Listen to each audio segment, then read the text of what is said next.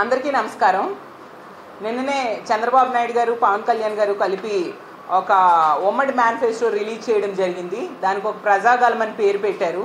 అసలు ఈ ప్రజాగళం చూస్తూ ఉంటే ఆంధ్ర రాష్ట్ర ప్రజలందరూ కూడా కళ్ళు విప్పారి ఆశ్చర్యంగా చూస్తూ ఉన్నారు. ఎందుకంటే ఇది ప్రజాగళం కాదు, ప్రజాగరళం. ఇది యమగలం అంటే బాగుంటుందేమో అని నేను భావిస్తూ ఉన్నాను. ఎందుకంటే అలవి కానీ ఆ హామీలు అబద్ధాలు మొదటి పేజీ నుంచి చివరి పేజీ వరకు ఇందులో ఉన్న సంగతి మన అందరము చూసాం. గతంలో 600 హామీలు ఇచ్చి అందులో 10% కూడా నెరవేర్చకుండా అవే కనుక అన్ని హామీలు ఇస్తే ప్రజలు నమ్మరని చెప్పి ఇప్పుడు 177 హామీలు వీళ్ళు ఇవ్వడం జరిగింది. ఇవన్నీ కూడా మోసపూరిత హామీలు అనే విషయం రాష్ట్ర ప్రజలందరూ కూడా తెలుసుకున్నారు.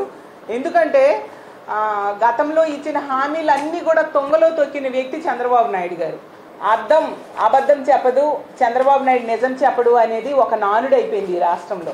ఈరోజు తీసుకుంటే చంద్రబాబు నాయుడు 600 పైగా హామీలు ఇచ్చి ఏ ఒక్కటి నెరవేర్చని మోసగాడైతే జగనన్న 99% హామీలు నెరవేర్చిన మొనగాడుగా ఈరోజు నిలిచారు. జగనన్న తాలూకా అభివృద్ధి విలేజెస్లో కనిపిస్తే చంద్రబాబు నాయుడు అభివృద్ధి గ్రాఫిక్స్లో కనిపిస్తూ ఉన్న పరిస్థితి మనం చూసాం. అలాగే చంద్రబాబు నాయుడు తాలూకా విజన్ టెలివిజన్లో ఉంటే జగనన్న విజన్ విలేజెస్లో ఉన్న పరిస్థితి మనం చూసాం. చంద్రబాబు నాయుడు గ్లోబల్ ఆలోచనలు అయితే జగనన్నవి నోబెల్ ఆలోచనలు. అందుకే ఈ రాష్ట్ర ప్రజలందరూ కూడా మనం తీసుకుంటే మా నమ్మకం నువ్వే జగన్, మా భవిష్యత్తు నువ్వే జగన్ అనే పరిస్థితి ఈ రాష్ట్రంలో కనిపిస్తూ ఉంది. గతంలో 2014లో ఇదే కూటమి రైతు రుణమాఫీ అని 87,600 కోట్లు ఇస్తామని అనౌన్స్ చేసి అధికారంలోకి వచ్చి రైతులకి నట్టేట ముంచితే ఈరోజు 20,000 ఇస్తాను ప్రతి సంవత్సరం అంటే ఏ రైతు నమ్ముతారు చెప్పండి. అలాగే 14,200 కోట్లు గతంలో ఇస్తానని చెప్పి ఆ డ్వాక్రా మహిళలకి నెట్ట నిలువుగా మోసం చేసి ఈరోజేమో 1,500 ఇస్తాను ప్రతి నెల, లేదంటే 0 వడ్డీ ఇస్తాను.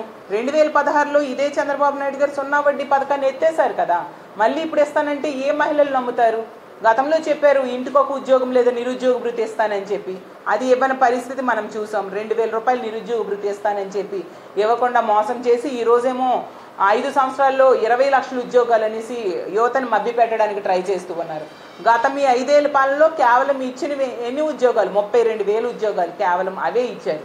జగనన్న ముఖ్యమంత్రి అయ్యాక 2,14,000 శాశ్వత ఉద్యోగాలు, కాంట్రాక్ట్ అవుట్సోర్సింగ్ కలిపి తీసుకుంటే 6,35,000 ఉద్యోగాలు ఇవ్వడం జరిగింది. గర్భిణీ స్త్రీలకేమో 10,000 ఇస్తానన్నారు. ఏ ఒక్క మహిళకైనా ఇచ్చారా? అలాగే ఆడపిల్ల పుడితే 25,000 అకౌంట్లో వేస్తానని చెప్పారు. ఏ ఒక్క మహిళకైనా వేశారా అని నేను అడుగుతూ ఉన్నాను. అంత మోసపూరిత హామీల్ని వాళ్ళ కూటమిలో సభ్యులే నమ్మని పరిస్థితి, వాళ్ళ వదినైన పురంధరేశ్వరి గారు కూడా నమ్మని పరిస్థితి. ఇంకా రాష్ట్ర ప్రజలు ఏం నమ్ముతారు చెప్పండి? అలాగే తీసుకుంటే ఒకవేళ ఈ మేనిఫెస్టోని నమ్మి ఈ కూటమిని కానీ నమ్మి ఓటేస్తే ఇప్పుడున్న పథకాలు ఏవి కూడా అమలు కావు అనేది చెప్పకనే చెప్పారు ఆ మేనిఫెస్టోలో.